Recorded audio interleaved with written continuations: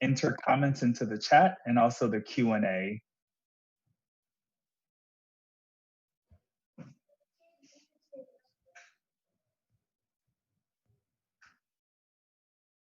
And I'm just gonna give folks a few more minutes to log in and then I'll get started.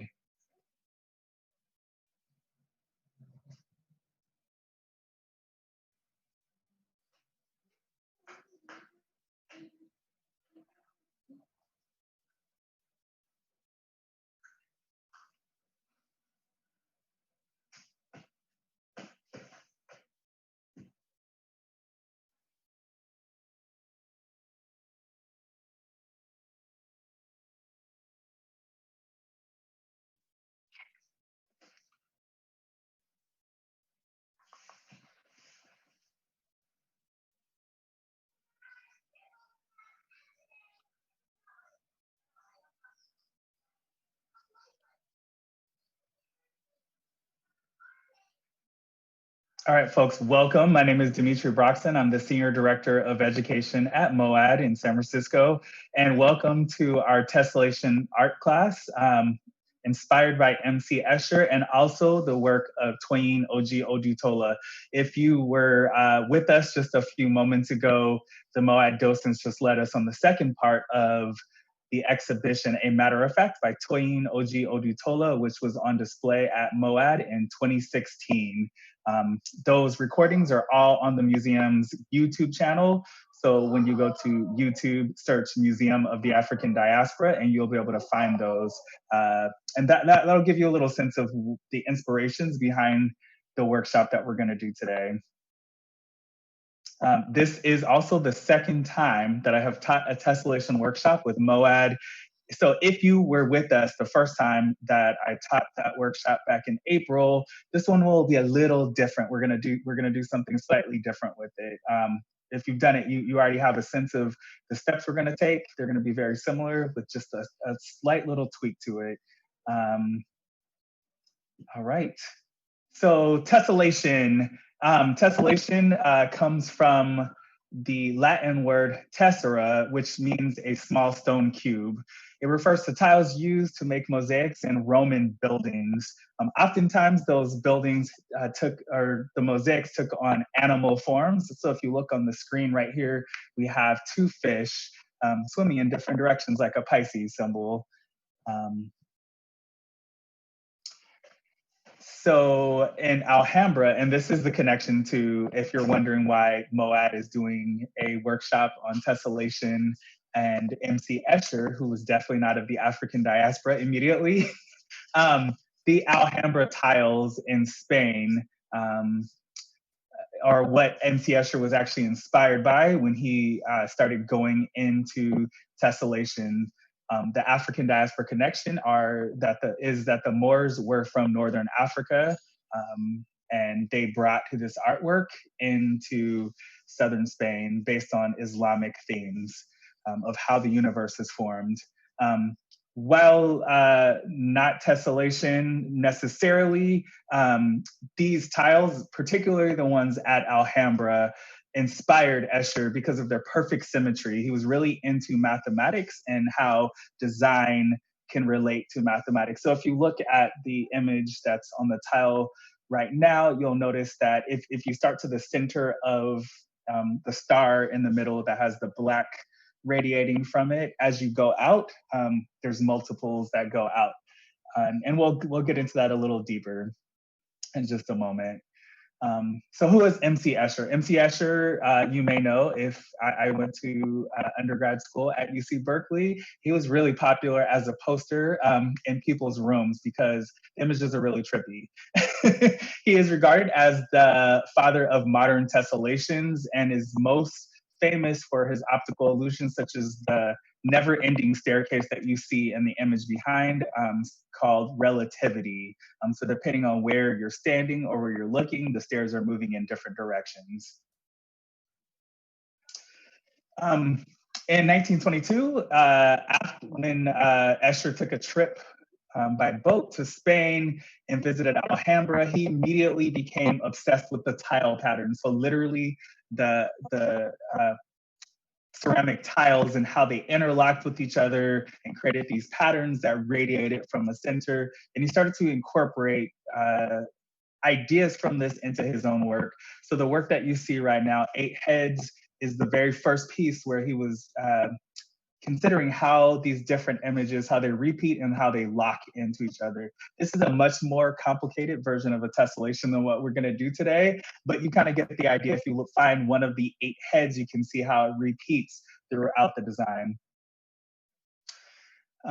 And then he was really obsessed with mathematics. So his very last tessellation that you see on the left with the cat-like ghost figures was actually a solution to a mathematical problem sent to him by a friend, Roger Penrose. And this is actually called the Penrose design. And he solved the equation by making this wood block etching. So if you look at the center of our design where the, you can either look at the black cat ghost heads or the white ones, there's 3 of those. And so if you combine them, there's 6. When you go out to the very next level of white and black alternating, then it goes to 12 and then 24 and so forth and so on. I'm only showing you a section of the design, but it continues moving forward. So he found a way to make these designs that were demonstrating mathematical equations. And then if you look at those 2 side by side with the original tile from Alhambra, it's kind of easy to see the connection and how you're starting from the center and you're radiating out and continuing a design. One place that you see tessellation used, or these interlocking figures, is in the continent of Africa, is in Dutch wax print or African wax print. So on the left of the image, the larger side of your screen design, that's actually Nigerian wax print. And you can easily see how within the star-like figure, each of the components of the star is really one simple design. One part of it is yellow, one part of it is red, and it continues throughout. There's different designs etched in between, but it's essentially one design repeated over and over. On the right side of the screen, the model is wearing a garment made by the Dutch company Vlisco, which is one of the most famous Dutch wax print fabrics that a lot of African high fashion is made from. And then to connect back to Toyin Ojih Odutola's work, if you look at, she uses lots and lots of design, lots and lots of shapes, different colors, while not directly related to tessellation necessarily. She's not trying to replicate the same design over and over again. You get lots and lots of pattern and movement and repetition of design. And this is what we're gonna bring to our workshop today. So in just a second, I'm going to share my workspace. But if you could all make sure that you have a few items here. You need a pencil or a pen, anything to write with. If you are not super comfortable with drawing, you might want to use a pencil in case you make a mistake and want to erase the draw. I'll say there are no mistakes. You just need a plain piece of paper. A normal 8.5 by 11 will suffice for this activity off of your printer. Need a pair of scissors, preferably small. I'll just note that if this is an all ages workshop, if there's a small or young person, you just want to make sure that they're able to cut safely without injuring themselves with the scissors. So you don't want any large scissors that a finger can come off with. Also for adults, it's gonna be really hard. We're gonna get into some detail. So if your only pair of scissors is large, you can do it, but it'll be a little difficult. You might want to have a ruler or a straight edge. If you do not have a ruler, you can use an envelope, you can use the side of a book, anything that has a straight line. And then you need some kind of a tape. It can be clear tape, Scotch tape, or it can be whatever you have lying around. We want this to be as simple and accessible to everyone. Also, you need a Post-it note You can also use an envelope from junk mail. I'll demonstrate both of those, or a note card. And then optional materials for this workshop, because we're only gonna do this for 45 minutes. You're not gonna be able to finish everything, and that's okay. You want some kind of a black marker, so a Sharpie type marker, or if you only have Crayolas, a Crayola black marker is fine. Also colored pencils or crayons. So hopefully you have all those materials ready, and we'll get into the workshop. So hold on, just give me a second while I switch my screen.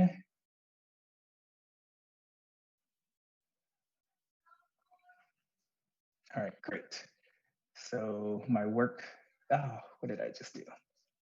Technology. 1 second. Okay, so my workspace is right here. So I've got my materials laid out. I've got my scissors, I've got my tape, and my markers. I'll show you really quickly a design that I just did this morning to give you a sense of where we're going with this project. Just a second. So here's my example of my tessellation, and I'll show you how I broke this down. If you joined the workshop in April, we just did a very simple tessellation, like the tiles in your bathroom or your kitchen, where they just interlock in the same direction. For this one, this is called a rotation tessellation. So the image that I created, this bird-like figure, gets repeated, and then it rotates throughout my paper as I repeat it. So I'm continually rotating it and adding pieces across my paper until it gets filled in. Now, if you have a Post-it note, it's already square, so that's going to be a really easy place to start with. So I'll first demonstrate for folks who only have a piece of junk mail. So I have a piece of junk mail right here. I won't show you the other side of it. It's got my personal information on it. But you're going to carefully cut off an end just to, this was an unopened piece of junk mail because I want my envelope to be as straight as possible.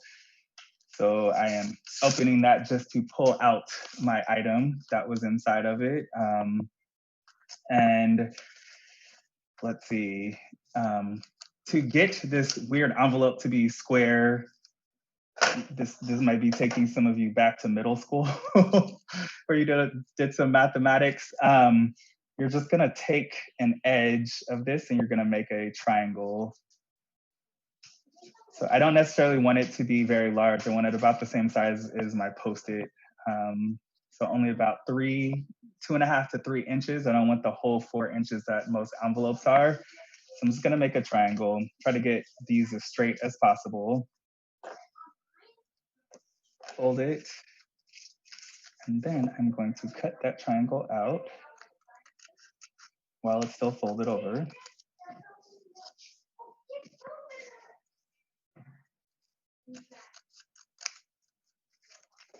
Okay, and then when I open that back up, I have a perfect square that I can work with. So this is a great way to just take something that most of us have, we don't know what to do with it, make art out of it. But for the purpose of this demonstration, I'm going to do a Post-it note because I find it to be the easiest. So I'm just gonna take my Post-it note. I'm gonna take my Post-it note, and there's 4 different sides of your Post-it note. So for the purposes of this workshop, I'm going to take the top and I'm gonna take the right side, and these are gonna be my working sides. So for the very first one, and I'm gonna open up chat just in case people have questions. Okay, cool. If you have a question, throw it into the chat and I will answer as we go along. I'm trying to get through the whole instruction in our 45-minute time frame. So I'm gonna just draw some very random design, and I want my design to go from this corner all the way to this corner. So I'm gonna start at the very edge of my corner, and I'm just gonna draw. I like this shape. Yours does not have to look like mine. I'm gonna draw that shape. It's just interesting to me. Then on this one, I want my design to also start at this edge. And I'm not gonna go all the way to this other edge. So I'm gonna start here, and I like these shapes. And I'm just gonna stop so that I don't go all the way to the end.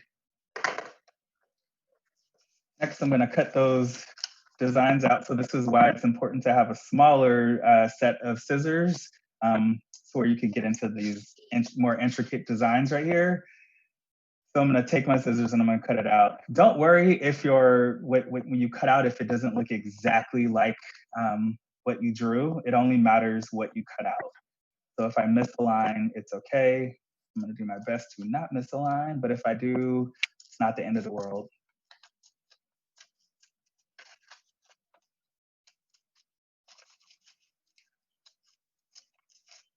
Yeah, I missed a line. It's okay.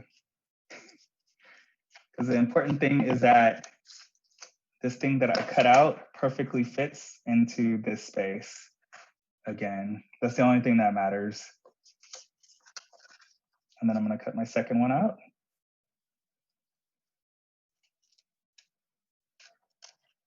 Ooh. I made the curves a little too tight for these big scissors. So I am having a hard time, but again, it's okay. It does not matter. Okay, so I cut out both of those. This one's got the sticky part to it. And I wanna make sure that I line them back up where they came from. Now to do the type of tessellation that we did before, if you joined us, I basically, where it's just a tile that interlocks with itself, I just took the piece that I cut out and I slid it all the way down to the opposite side.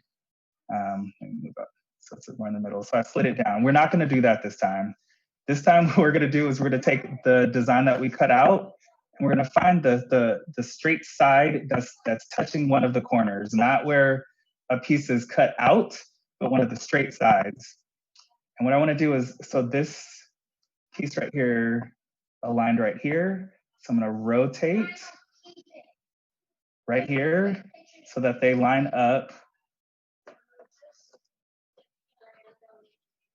I'm gonna take this one and I'm going to make sure that so this is the corner that it touched. I'm gonna slide it over here.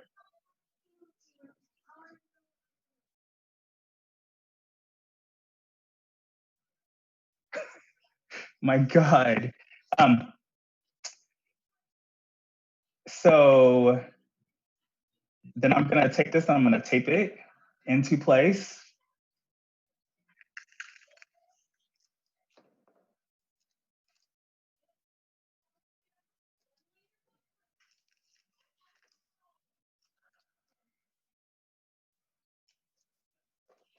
And then you wanna make sure that you flip it over so that you get, so that your piece does not come out.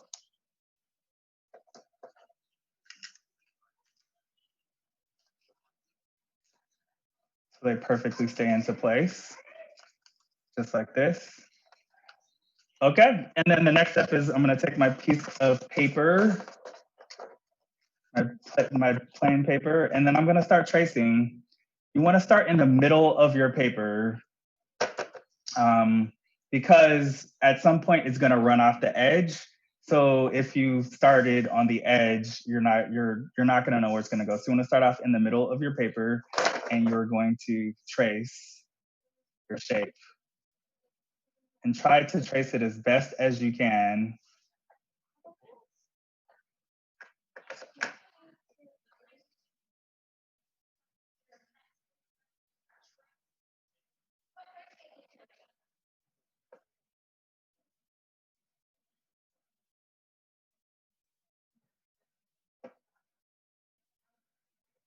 Okay, I didn't do the best job. And if you have a post-it note like I do, it's gonna stick. It's kind of a good thing because it stays where you want it to be. And then I'm gonna find where this lines up. So right here, I'm rotating it until it perfectly lines up and I'm gonna keep tracing. And I'm gonna just keep going until I fill my page up. When I get to the end, so we'll see, I'll do this trace right here to show the very end of the process. Ooh, and I'm not doing a good job with it. This is my sample, so I'm okay with that. When I get to the very end, there's gonna be a place where I can't do a full design. So I'm gonna interlock it the best that I can, and I'm gonna just trace where it continues off the edge of my paper. Okay? Hope everyone is following me on this. It's a little hard when I can't see or hear you right here. Anyway, I'm gonna continue going along. I'm gonna fast forward to the next step in my example. So once I have my design, I going back to the Roman tiles, there were animal, some kind of an animal. So I'm making an animal out of mine. So what you're gonna do is you're gonna take this object that you have. I'm sorry? You have a question. Can you show or explain how to place tape on your pieces? Sure, that's a great question. Thanks today. All right, so let me see if I can undo this. I will just take it off.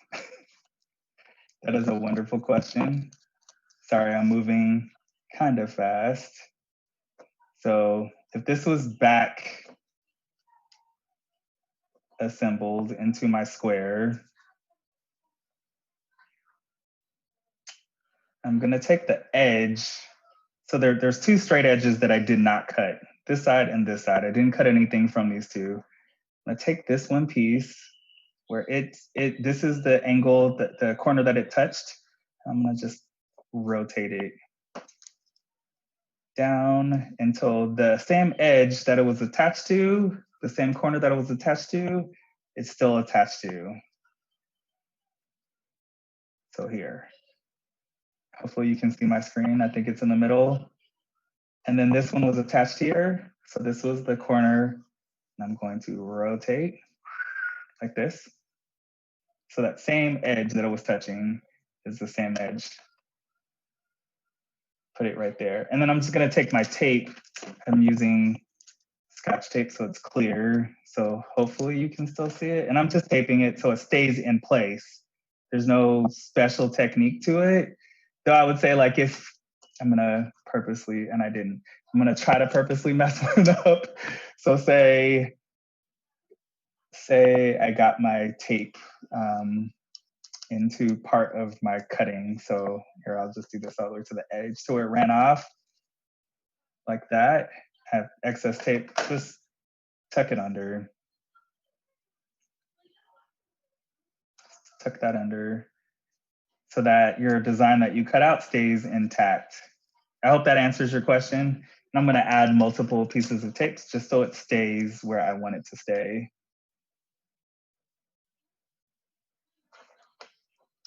Yep, you answered the question. They said great. I answered, awesome, wonderful. And then flip it to the other side so you also get the tape on this side so that this doesn't easily just pop off.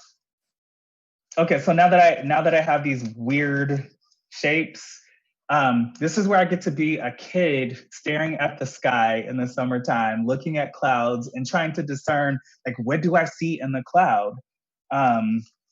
So for this new one that I made, I have no idea what this could be. Something about it with these designs, it reminds me of a sheep. I don't know why. Again, it's like looking into a cloud. Everyone sees something totally different. Do is pull out, someone called it this, and I have fully adopted it as my own. We're gonna go to Auntie Google and we're gonna try to find an image. So I'm gonna click on images and look up a sheep. Or actually, I guess if it has horns, it's more of a ram. So I'm just gonna look up a ram, an image of a ram. And of course I get a truck, which is not what I was trying to get. Luckily there's animals. So I'm gonna look up a ram animal and I'm going to try to just draw what I see of that ram in here. You wanna make really simple designs. So I'm not gonna go into, this is a graphic design activity. So I'm not gonna try to make it look like the actual living animal. And now that I said it was a ram, I don't even see it in there anymore.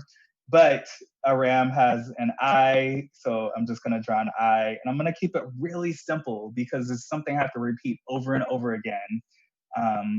So a simplified cartoon version or graphic version of it, you know, I just got the shiny spot and I've got the iris kind of outlined a little bit.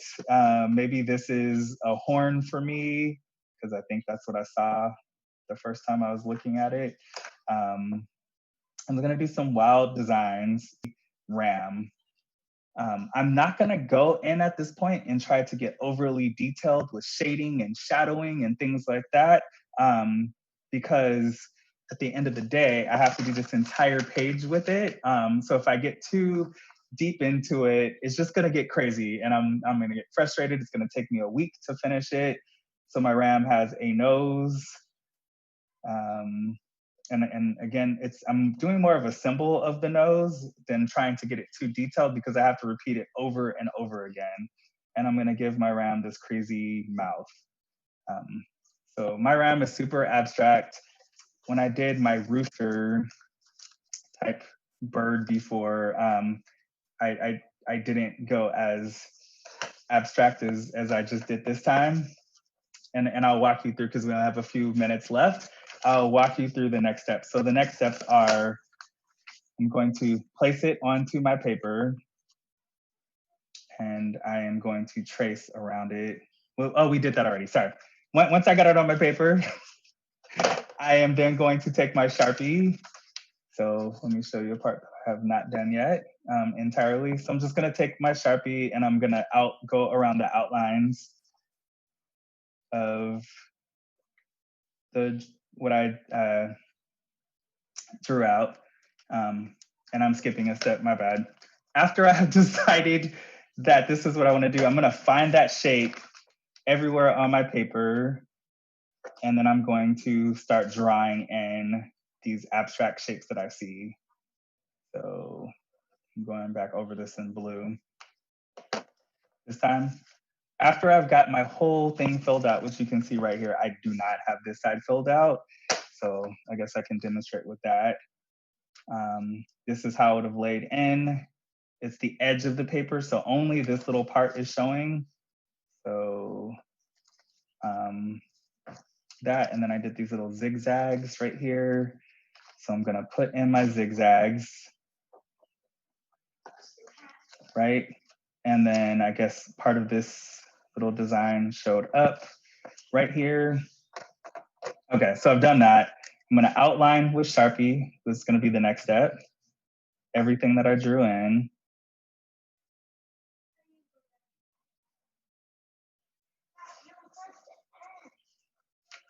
And then I chose complementary colors. So complementary colors, if you can remember to elementary art school, are two colors that are opposite on the color wheel. So I've got orange and I've got blue because they're in contrast to each other. If I was using pencil only, because I didn't have access to a marker, I may shade in one of them really dark and leave another one light. So for mine, to get the contrast in my design, I've got a blue and I've got an orange. So I just started going in with the orange, and this is how I added it. I just went back to my outline. And then I decided that the orange version of it had stripes because that's something I can quickly put in without too much effort on my time. This is a graphic project. It's not a deep drawing where you're gonna spend years shading and trying to get the form exactly perfect. And as I continue my design, then this one would have been blue. So after I do my Sharpie, I'm gonna trace this in blue, and I decided for the blue designs that I just did dots because it's something I can perfectly repeat over and over again. And at the end of the day, you'll have this cool design. You'll see mine's not finished either because this takes a lot longer than 45 minutes to do. And let me know while you guys are here if you have any other questions before we end. Once you have your completed tessellation drawings, We would really appreciate it if you guys would go on to Facebook or go on to Instagram. Yes, I can share them with you, Carrie. Carrie asked if the beginning slides are available. I can share those with you. Yes, please hashtag MoAD, actually MoAD SF. So MoAD SF is our tag for the museum, because we would love to see the work that you did. Also, you can email them to us at education@moadsf.org, MoADSF.org. Thank you, everyone. This has been really fun, and I look forward to seeing your amazing creations.